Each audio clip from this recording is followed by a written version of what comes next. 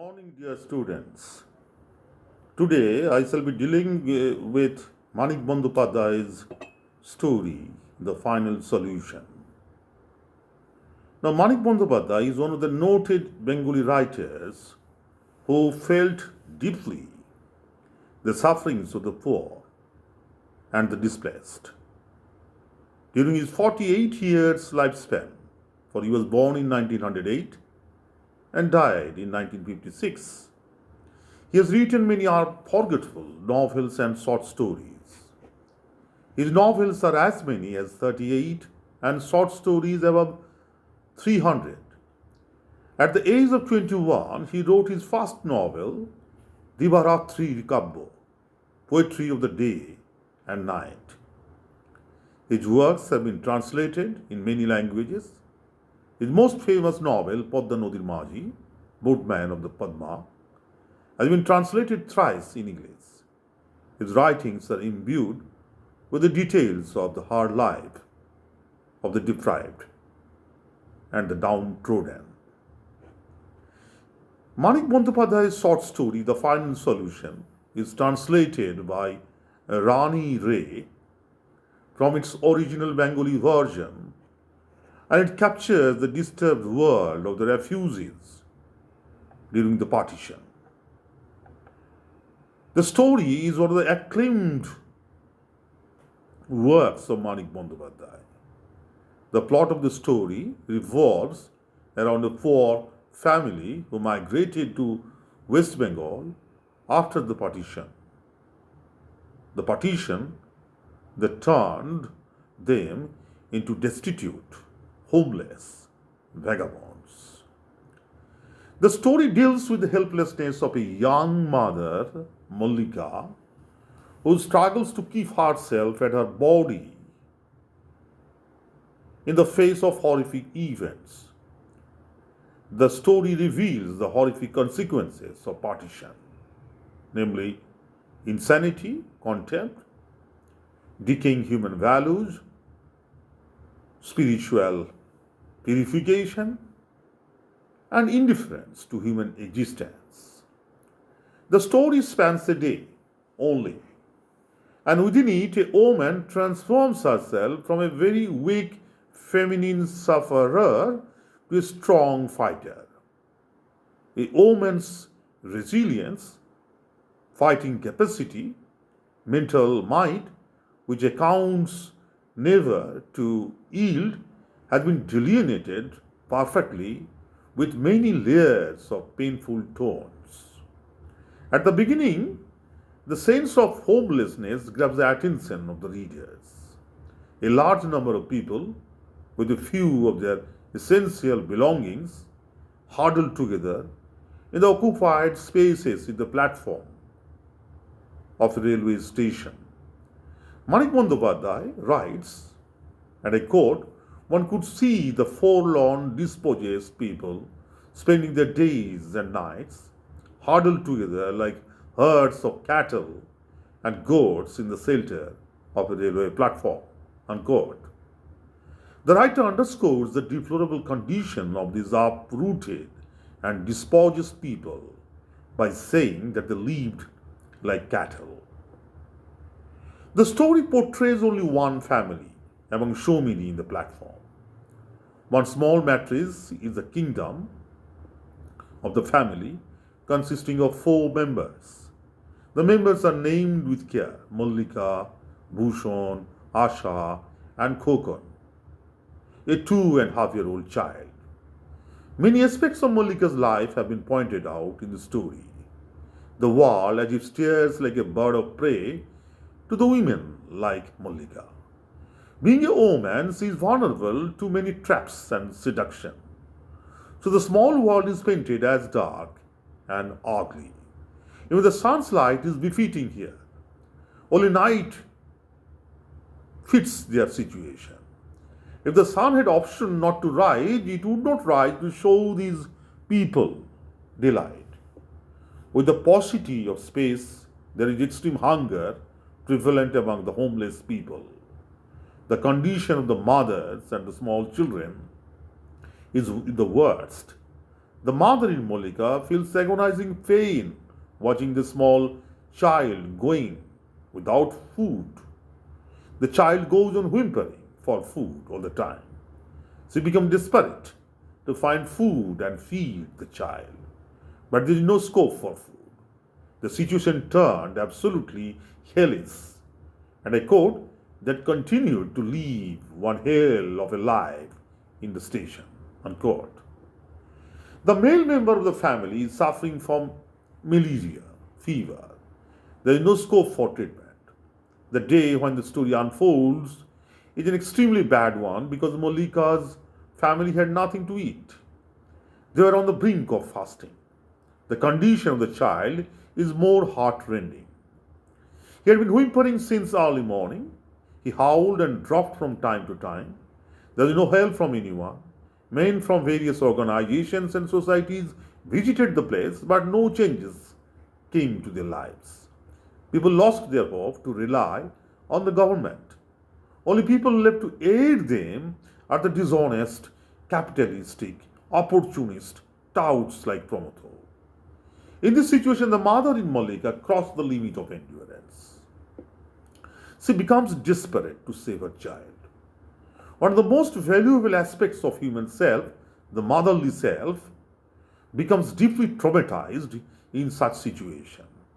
Belief in God loses ground consequent of degraded life. God is referred to as disgraceful being by Molika when Pramato says that God is responsible for making them so poor. They were used to live a respectable life with dignity prior to partition. Women never would go outside for work. When Molika was told that there was no job for male members and a few jobs still available for females, she was shocked and hurt. As a habit, she suddenly shouts out, "Oh God, even this was in my fate." Unquote. The mention of God here is only habitual, with no indication of appeal to Almighty. Incidentally, Mallika's husband Bhushan is almost inactive in the story, partly because of his illness and partly because of his mental disturbance. His behavior points to his perching on the edge of insanity. Bandyopadhyay writes about Bhushan, and I quote, "The world, his own existence, had turned remote upside down. Everything had become muddled in his mind." Unquote. Taking advantage of this extreme situation, many dishonest people came forward to commercially exploit their destiny. The government and the social service organizations failed to take care of them. In such situations, men like Promoto, in association with the police, cast their evil nets on women. The background of Promoto shows well how he is an expert in accumulating wealth in a dishonest way, violating and flouting the human values. Taking advantage of the topsy-turvy ambience of partition, he occupied his two-storied house at the brink of the city, driving away the Muslim family by creating a riot in the locality. Manik writes, and I quote, "The house had belonged to a Muslim family who had fled and Prabhupada managed to cause a riot in the area." Unquote. The house was used by him to keep the women like Mallika and their family in return of rains and sex. The man was carrying out multiple earning machinations simultaneously. He was collecting room rents from the women, giving cuts in rents, taking commissions from the earning of the women as prostitutes also. He was running flesh trade openly. In a desert, he seems to be the only oasis to many of the homeless refugee women. In exchange of their bodies, they are getting a roof over their heads. Partition created suitable atmosphere for such thugs. They dominated the women, and women's bodies were taken by them as profitable and exploitable space. Promoting in the story, the final solution, offered jobs to Mallika in exchange of food and shelter. The kind of job remained unknown at first, but gradually it becomes clear to her. She came to know that Pramod runs prostitution business with the women refugees who, being helpless, fall in his trap. In spite of knowing everything, she takes him as God because she had no other way to save her child except accepting the offer of Pramod. Pramod, on the other hand, makes profit by renting rooms and cars to those women engaged in prostitution. Malika says that she wants to do anything for the sake of her child. She goes to where Pramod's assistant Ramlochan took her with his car. After getting a room and food for her child, she became happy for a moment. But this didn't last long. Pramod wants to enjoy her. He needs her immediately to have a tea, but actually wanted to exploit her sexually at first before engaging her in the profession of prostitution. Malika, however, could not endure this idea of Pramod. She became a tigress looking at him.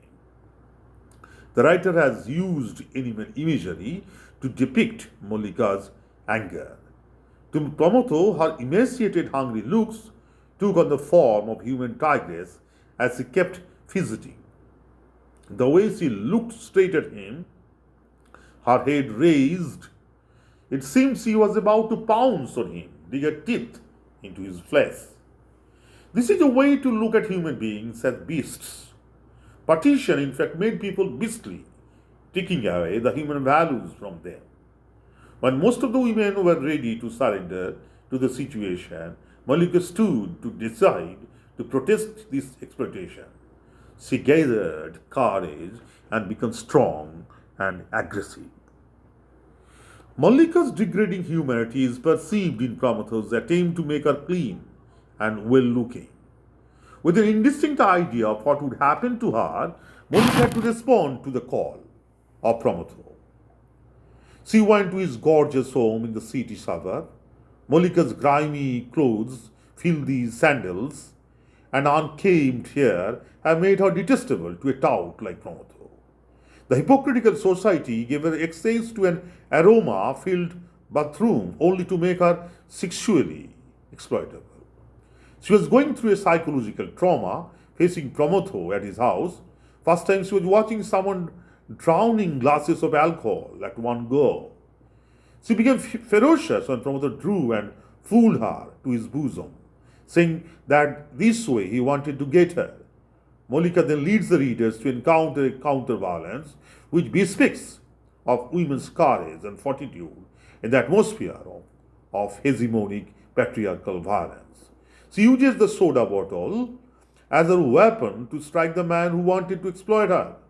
She does not lose her mental strength. At the incident of Pramod becoming unconscious at her strike, she does not rest until his death. In a cool mind inside the room, Malika thinks, plans, and executes the last blow by killing him with the noose made of her sari. Even after all this, he was able to take away all the money that Pramod had in his pocket. Such an unbelievable fight was not expected from Malika. Here she becomes different from all other women. She at least made an example of courage, protest, and fight against the patriarchal power. It was an ominous and vicious power that engulfed the women who became homeless, were abducted, and tortured after partition. So the story, The Final Solution, captures the essence of violent, exploitative atmosphere that partition brought to the people of divided Bengal. In contrast to the popular androcentric male discourse on the history of partition, the story writes feminist historiography.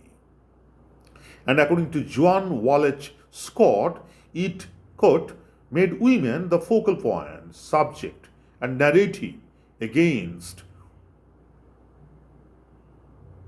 patriarchy, unquote. It also brings to the fore massive disruptions and crises after the split and projects women as active agents rather than passive recipients of change.